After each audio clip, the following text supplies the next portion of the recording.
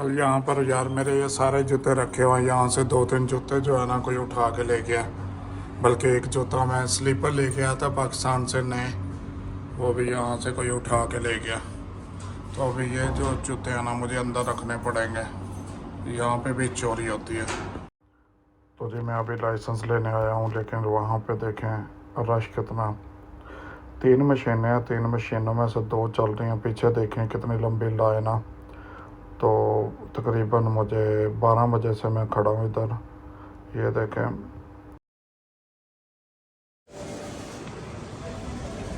ये जी मेरा नंबर अब आ चुका है, और अब सबसे पहले इंग्लिश सेलेक्ट करनी है। उसके बाद अब ये आईडी कार्ड को यहाँ पर इंसर्ट करना है। इंग्लिश सेलेक्ट करने के बाद अब जो कार्ड है उसको पूरा रीड करेगा, आईडी कार्ड को वेरिफिकेशन करने के बाद अभी जो है वो लाइसेंस मांगेगा। मैं लाइसेंस इंसर्ट कर रहा हूँ और आईडी मैंने निकाल लिया। अब लाइसेंस को जो है ना वो पूरा वेरिफिकेशन करेगा। वेरिफिकेशन करने के बाद थोड़ा सा टाइम लेगी मशीन। थोड़े टाइम के बाद साइड पे जो है ना यहाँ पर टाइम चल रहा है, और थोड़ा टाइम के बाद जो है ना ये देखें ये टाइम चल रहा है। थोड़े टाइम के बाद जो है लाइसेंस जो है ना वो प्रिंट हो जाएगा, और अभी थोड़ा इंतज़ार करना पड़ेगा।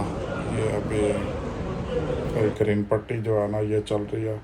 जब ग्रीन पट्टी कंप्लीट हो जाएगी और यहाँ पर साइड पर जो है ना ये टाइम आ रहा, टाइम जब कंप्लीट हो जाएगा तो लाइसेंस जो है ना वो तकरीबन प्रिंट हो जाएगा। इस पर थोड़ा सा टाइम जाता है, तकरीबन जो है ना 4 से 5 मिनट जाते हैं।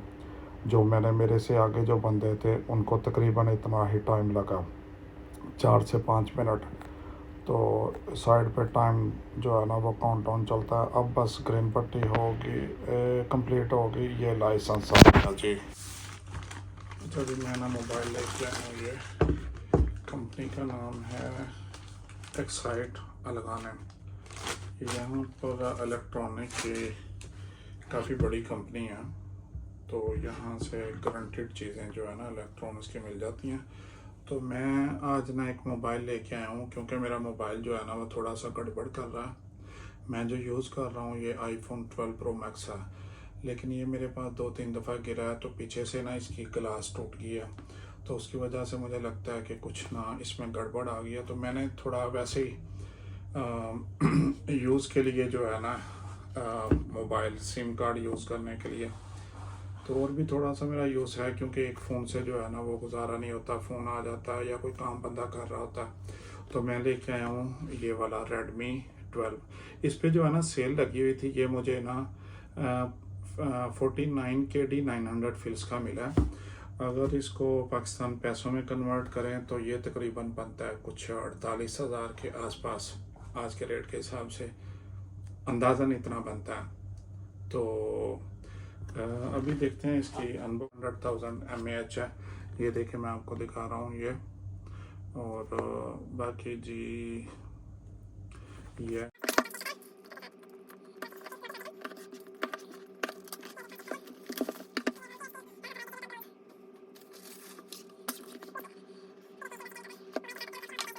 सबसे पहले जी मोबाइल है। मोबाइल पैकिंग में कुछ इस तरह है, और ऊपर लिखा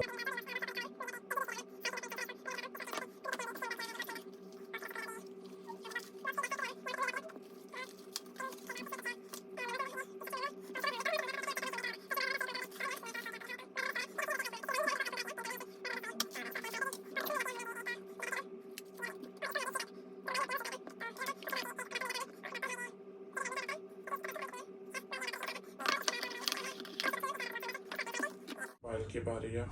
यहाँ से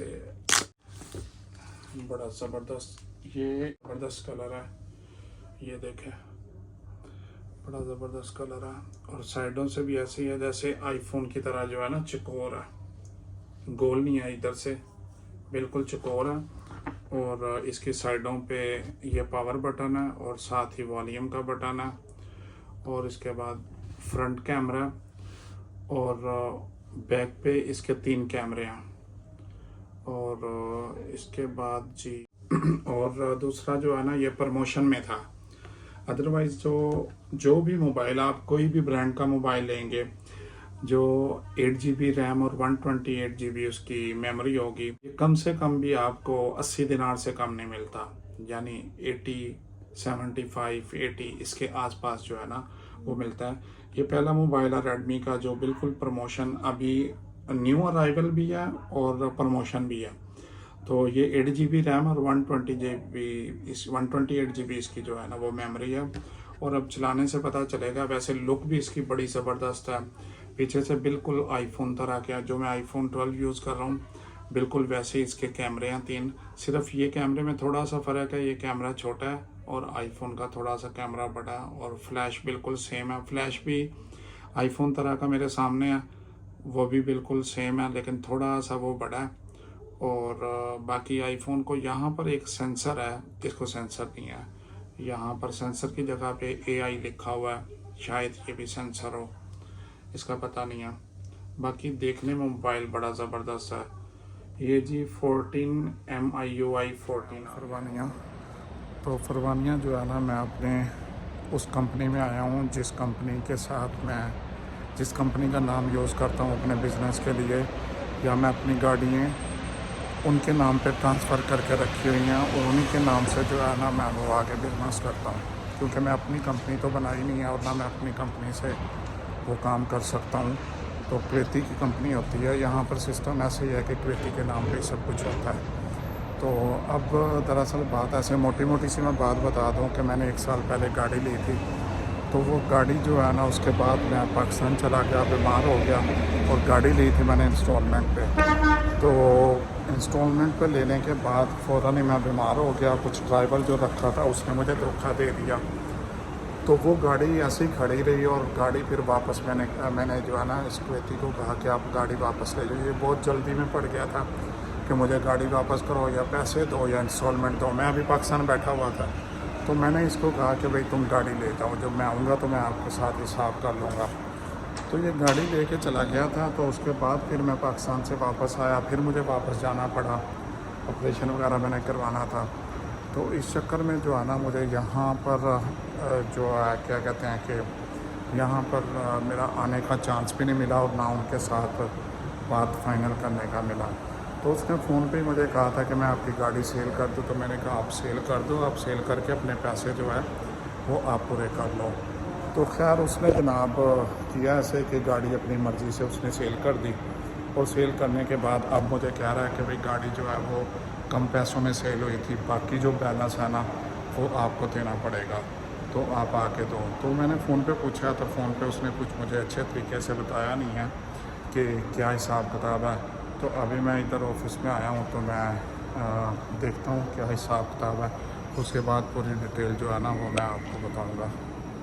ये जी ऑफिस है सारा, वो सामने क्वेती का ऑफिस है, वो सामने इधर ये अकाउंटेंट है, और इधर जो है ये इनके आगे जो ट्रैफिक डिपार्टमेंट में काम करने वाले हैं, ये उनका ऑफिस है, और उस साइड पे इधर फाइनेंस ऑफिस है।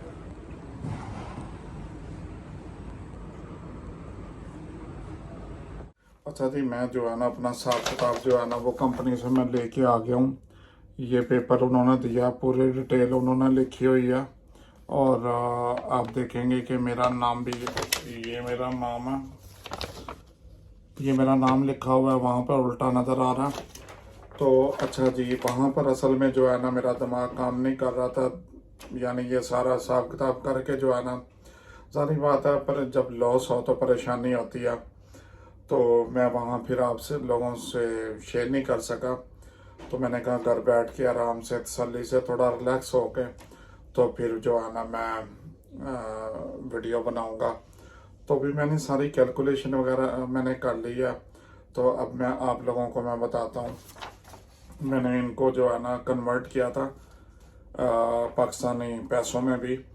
अभी डिटेल ये है कि मैंने ये गाड़ी ख़रीदी थी 4,000 की, और 4,000 दिनार, क्वेती दिनार बनता है 36,58,000 रुपया पाकिस्तानी पैसों में, और 4,000 दिनार पे इन्होंने मुझे 1,760 दिनार इन्होंने इंटरेस्ट डाला था। तो ये ऐसे टोटल बन जाता था 5,760। अच्छा, ये 1760 दिनार का जो इंटरेस्ट है ये 15,86,000 पैसे बनते हैं इंटरेस्ट। अच्छा, इसमें से जब मैंने इंस्टॉलमेंट पे की है वो 1920 दिनार मैंने इंस्टॉलमेंट पे किया। 240 दिनार मंथली इंस्टॉलमेंट थी, जिसमें से 8 मैंने पे की हैं, वो 1920 दिनार बनते हैं। और अगर पाकिस्तानी पैसों में कन्वर्ट करें तो ये 17,30,000 रुपीस बनते हैं। अच्छा जी, उसके बाद जब मैं पाकिस्तान चला गया तो इन्होंने मुझे बड़ा जोर देना शुरू कर दिया कि इंस्टॉलमेंट दो। तो मैं पाकिस्तान था अपनी बीमारी के चक्कर में, तो मैं उनको कहा कि आप गाड़ी वापस ले लें। इन्होंने खैर गाड़ी वापस ले ली। गाड़ी वापस लेने के बाद जो है ना, इन्होंने फिर मुझे जोर देना शुरू कर दिया कि पैसे दो पैसे दो। अब मैं ना आ सकता था, मेरी भी मजबूरी थी, तो मैंने उनको कहा कि आप गाड़ी सेल कर दें। तो उनको परमिशन देने का मुझे ये सिला मिला कि उन्होंने गाड़ी जो सेल की, जो मैंने गाड़ी 4,000 की ली थी और उस पर इंटरेस्ट डाल के मुझे 5,760 दिनार में पड़ी थी, उन्होंने वो खाली 2300 दिनार में सेल की। खाली 2300 दिनार में, जो मैंने 4,000 की ली थी इंटरेस्ट के साथ, मुझे 5,760 में पड़ी। और उन्होंने सेल कितने में की? 2300 दिनार, जो कि बनता है 20,73,000 रुपये पाकिस्तानी रुपीस। अच्छा जी, चले खैर बात यहाँ ख़त्म नहीं हुई। गाड़ी भी वापस कर दी और उसके बाद अभी उन्होंने मेरा बैलेंस बनाया है, यानी 2300 दिनार की गाड़ी सेल की, 1920 दिनार जो हैं वो मैंने उनको इंस्टॉलमेंट पे पे किए।